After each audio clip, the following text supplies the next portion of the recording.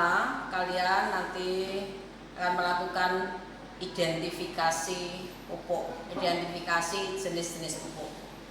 Nah, karena saat ini kondisi COVID di mana kalian tidak bisa langsung praktek di laboratorium, maka kita akan memberikan dalam bentuk demo ya, dalam bentuk ini. Nah, kita akan kenalkan beberapa jenis pupuk. Saya berharap kalian nanti memahami dan mencermati apa saja yang Ibu tunjukkan. Kita tahu bahwa pupuk itu diklasifikasikan berdasarkan atas beberapa hal. Yang pertama, pupuk diklasifikasikan atau digolongkan berdasarkan kandungan unsur haranya, yaitu apa? NPK ya. Nah, pupuk yang hanya mengandung satu unsur hara itu disebut pupuk tunggal. Pupuk yang mengandung lebih dari satu unsur hara itu disebut pupuk majemuk. Ada juga pupuk campur. Pupuk yang mengandung hanya dua unsur hara saja, misalkan NP atau NK, itu disebut pupuk majemuk tidak lengkap. Tapi pupuk yang mengandung 3 unsur hara atau lebih, maka disebut pupuk majemuk lengkap. Contohnya pupuk tunggal, pupuk yang mengandung N saja, yaitu ada urea, ada ZA. Ini adalah urea. Kan? Ini adalah urea. Ya. Urea ini kalau di pasaran ada beberapa warna yang bisa kalian lihat. Ada yang dijual dalam bentuk warna putih, ada yang dalam bentuk warna pink. Ya. Urea. Ada yang dalam bentuk kristal seperti ini. Bentuknya kristal. Kita lihat nih bentuknya kristal seperti ini. Kristal kayak gula pasir. Ya. Ini juga bentuk kristal. Ada juga yang dalam bentuk butiran. Kita nggak punya di sini. Ya. Jadi kalian kalau melihat urea jangan terjebak, oh warnanya bukan putih, itu bukan urea, belum tentu. Karena urea ada yang dijual dalam warna putih, ada yang warna pink. Apa bedanya? Bedanya adalah kalau warna putih itu berarti pupuk ini biasanya digunakan di perusahaan-perusahaan. Harganya lebih mahal. Yang ini adalah pupuk yang bersubsidi. Maka yang dijual di pasaran banyak kita jumpai dalam bentuk warna pink, ya. Nah, ini adalah pupuk N, pupuk yang mengandung nitrogen. Nah, berapa persen kandungan urea ini? Kandungan nitrogen. Ingat ya, kadar hara di dalam pupuk disebut grade pupuk. Kandungan hara dalam pupuk urea adalah N. Kandungannya 46% N. Urea ini mengandung 46% N. 46% N. Ya. Ada sifatnya bagaimana? Sifatnya sangat larut. Artinya kalau kamu berikan ke dalam tanah, kemudian disiram air, maka dia segera larut. Sehingga siap untuk diserap tanaman. Unsur haranya, ionnya. Jadi ini sifatnya sangat larut. Sekali lagi, apa artinya sangat larut? Jika diberikan ke dalam tanah, segera larut dan diserap tanaman. Karena sifatnya sangat larut, maka jika tidak segera diserap tanaman, unsur haranya mudah hilang karena tercuci, terbawa oleh air ke bawah. Ya. Nah, kandungan haranya 46%, sifatnya sangat larut dan bersifat higroskopis. Apa artinya higroskopis? Higroskopis adalah kemampuan pupuk dalam menyerap uap air dari udara. Ini udara ini ada uap airnya. Sehingga kalau kamu menyimpan pupuk urea ini dibuka begini, tidak di packing dengan rapat, maka lama-kelamaan urea ini akan menyerap uap air. Sehingga dia lama-kelamaan menjadi basah. Kalau basah, lama-kelamaan menguap lagi jadi kering, menggumpal sangat keras sehingga sulit diaplikasikan. Ya, jadi sifat urea sangat larut, sangat higroskopis, maka nyimpannya harus hati-hati. Tidak boleh menyimpan urea dalam bentuk terbuka, harus di packing rapat. Ya, itu sifat urea. Rumusnya apa? Rumusnya adalah CONH2 2 kali. Nanti lihat di buku petunjuk praktikum. Ya, rumusnya CONH2 2 kali. Itu urea. Sifat fisiologisnya agak masam. Artinya kalau diberikan terus-menerus ke dalam tanah, menyebabkan tanah menjadi lebih masam. Ini urea. Pupuk nitrogen yang lain adalah ZA. ZA. Singkatan dari swavelzuur amonium. Swavelzuur amonium dari kata zur, zur itu asam. Atau rumusnya adalah NH4 2 kali SO4. Nanti lihat di buku petunjuk praktikum. NH4 2 kali SO4 atau amonium sulfat. Dari kata amonium berarti mengandung N, sulfat berarti mengandung sulfur. Jadi pupuk ZA ini bedanya dengan urea adalah selain mengandung N, nitrogen juga mengandung S atau sulfur. Nah, kadar haranya separuhnya urea. Kandungan nitrogennya 20 sampai 22% N. Kandungan N-nya. Selain mengandung N, dia juga mengandung sulfur sebesar sekitar 24% S. Sehingga kelebihan ZA adalah selain mengandung N juga mengandung S. Karena mengandung sulfat, maka sifatnya fisiologis masam. Jadi lebih masam dibanding urea. Artinya apa? Artinya jika diberikan ke dalam tanah terus-menerus, lama-kelamaan tanah menjadi lebih masam. Ya, itu. Nah, kalau pada tanah yang sangat masam ini kurang dianjurkan. Tapi kandungan nitrogennya lebih sedikit daripada urea. Kalau urea tadi 46%, kalau ini hanya 20 sampai 22%. Sifatnya sama. Dia juga higroskopis dan juga larut, sangat larut. Artinya mudah larut, mudah terurai dan diserap tanaman, dan juga mudah menyerap uap air dari atmosfer. Rumusnya NH4 2 kali SO4. Ini adalah pupuk tunggal yang mengandung N. Pupuk tunggal yang lain mengandung P. Kadar P di dalam pupuk disebut prosen P2O5. Ya. TSP. Yang pertama adalah TSP. Singkatan dari triple super fosfat. Triple super fosfat ini bentuknya seperti ini. Kayak batuan. Ya, butir-butir kasar.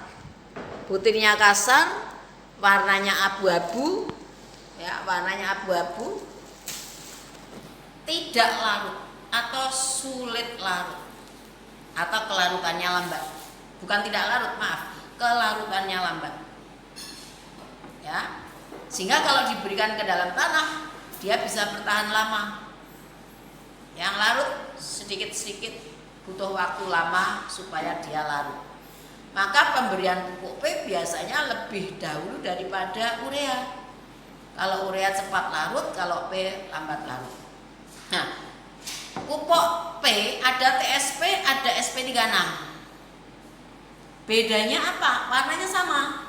Hanya ini lebih terang. SP36 warnanya lebih terang, TSP warnanya lebih gelap. TSP kandungan P2O5-nya adalah 44 sampai 46% P2O5. SP36 kandungan P2O5-nya 32 sampai 36% P2O5. Jadi ini kadar haranya lebih rendah. Ini kadar haranya lebih tinggi. ya. Jadi kalau kamu memberikan pupuk dosis 1 kg TSP, itu mestinya tidak boleh 1 kg SP36 karena kadar darahnya lebih rendah. 1 kg TSP, maka kalau SP36-nya harus 1 kg kali 46/36 ya, jadi lebih banyak dosisnya. Ini adalah sifatnya tidak higroskopis. Maka kalau kamu meletakkan ini di dalam di luar gini, tidak ditutup, nggak masalah, karena tidak akan menggumpal, tidak akan basah ya. Lambat larut, tidak higroskopis. Rumusnya CaHPO4, artinya pH sifatnya basah. Kalau urea sifatnya agak masam, kalau ZA sifatnya masam, kalau TSP sifatnya basah atau alkalin. Ada pupuk, ini pupuk yang dibuat di pabrik, pupuk P yang dibuat di pabrik. Ada pupuk organik guano fosfat. Apa itu guano? Guano adalah berasal dari kotoran kelelawar yang hidup di gua-gua, maka disebut guano. Ini bukan pupuk pabrik, tapi ini pupuk alam, diproses secara alamiah. Maka kadar haranya bervariasi, tidak pasti. Kira-kira berkisar 13-15%. Kadang-kadang ada lebih rendah dari itu, ya, karena pupuk alam. Kita tidak bisa mencetak kadar hara pada pupuk alam. Nah, ini bentuknya lebih halus seperti tepung. Bentuknya seperti tepung, ya, halus. Ini pupuk alam. Nah, ini juga sifatnya hampir sama, cuman karena bentuknya lebih halus maka lebih mudah larut daripada TSP. Karena TSP bentuknya besar. Semakin kasar, semakin besar ukuran butir, maka dia semakin lambat larut. KCl ini nama lain muriate of potash. KCl ini namanya kalium klorida, K dan Cl. Nama lain MOP, singkatan dari muriate of potash. KCl ini mengandung kalium dan klorida.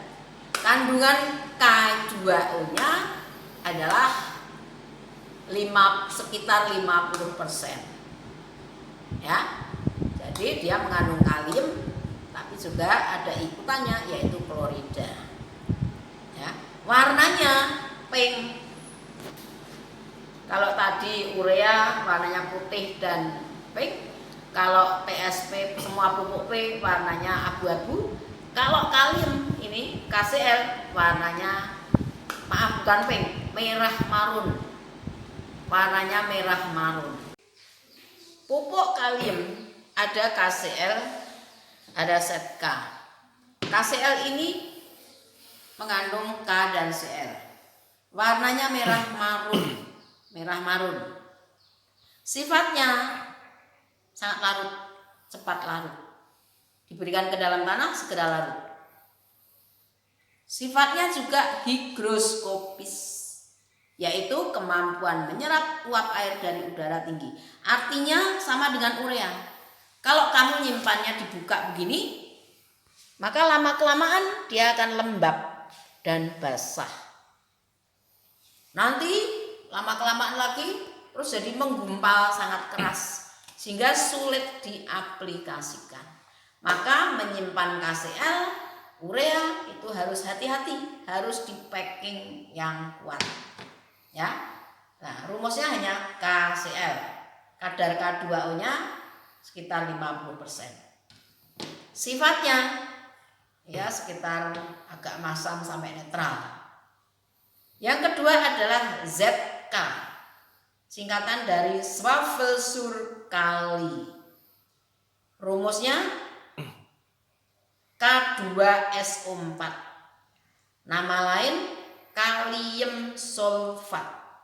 K2SO4, nama lain kalium sulfat. Berarti kalau KCl tadi mengandung K dan Cl, maka kalau ZK ini mengandung K dan sulfur. Ya, hampir sama dengan kalau ZA tadi, kalau ZA tadi amonium sulfat mengandung N dan S. Kalau ini mengandung K dan S. Nah, kadar kaliumnya K2O-nya lebih tinggi, yaitu 60% K2O. Ingat, 60% K2O, bukan 60% K. TSP tadi 46% P2O5, bukan 46% P. SP36 tadi 32-36% P2O5, bukan persen P. Ingat gitu ya. Ini juga demikian, 60% Kp, 60% K2O dan mengandung sekian persen SO4. Karena mengandung sulfat, di mana sulfat itu berasal dari turunan asam sulfat, maka sifatnya masam. Sifat fisiologisnya masam. Artinya, kalau diberikan ke dalam tanah terus-menerus, maka akan menyebabkan tanah menjadi pH-nya lebih masam. Nah, ini adalah pupuk tunggal tadi. Ini kadang-kadang kalau beli packingannya seperti ini. Packingan set A seperti ini. Ya. Nah, ini pupuk berdasarkan kandungan hara.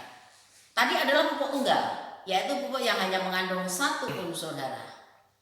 Ada pupuk majemuk, yaitu pupuk yang mengandung lebih dari satu unsur hara. Apa saja? Contohnya NPK. Ini pupuk NPK. Artinya mengandung N, P, dan K. Kalau di sini kadang-kadang kamu nanti akan lihat di sini di bawahnya NPK dalam kurung 15, 12, 10 misalnya. Maka artinya pupuk ini mengandung 15% N, 12% P2O5, bukan 12% P, dan 10% K2O, bukan 10% K. Jadi pupuk ini NPK berarti pupuk majemuk lengkap karena mengandung 3 unsur hara NPK. Bentuknya granuler, butir besar. Karena bentuknya butiran besar, maka dia agak lambat larut. Semakin besar ukuran butiran pupuk, semakin lambat larut. Ya, sehingga ini agak lambat larut sehingga pupuk ini awet dipakai. Pupuk ini warnanya macam-macam. Ini pupuk NPK Mutiara, warnanya apa ini? Biru. Biru kehijauan. Ada juga yang warnanya coklat, macam-macam warnanya. Ya, ini salah satu contoh saja pupuk NPK. Nah, pupuk ini sifatnya netral, tidak masam, tidak basah. Ya, ini. Nah, pupuk majemuk ini adalah pupuk majemuk lengkap. Pupuk majemuk yang tidak lengkap hanya mengandung 2 unsur hara. Contohnya PN-pril. Berarti mengandung nitrogen dan fosfor. Pupuk hanya mengandung 2 hara. Ya. Nanti di pasaran banyak sekali jenisnya. Nah, ini kadar haranya berapa? Di sini disebutkan ada 13% kandungan N dan ada 45% kandungan K2O. Ingat, bukan persen K tapi persen K2O. Ya, jadi pupuk NK ini mengandung 13% N dan 45% K2O. Ya. Kemudian ada juga pupuk Grand K, pupuk majemuk. Ini juga mengandung nitrogen dan kalium. ya, mengandung nitrogen dan kalium. Kadar N-nya 13%, kadar K2O-nya 46%. Jadi di lapangan, di pasaran nanti kadar haranya macam-macam tergantung pabriknya yang memproduksi.